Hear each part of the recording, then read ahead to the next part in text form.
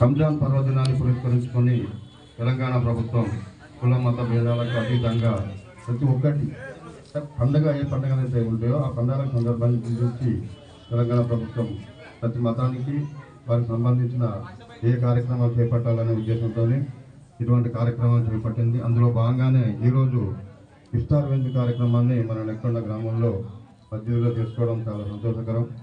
అన్ని మతాలు ఏ మతం చెప్పినా ఒకటే చెప్తుంది, అందరూ కలిసిమెలిసి ప్రేమానురాగాలతో ఉండి పేద ధనిక అనే భేదం లేకుండా అందరూ ఉండాలనే ఉద్దేశంతోనే ఈ ఇఫ్తార్ విందును రంజాన్ పండుగ కానీ ఏ పండుగ కానీ హిందూ కానీ క్రిస్టియన్ కానీ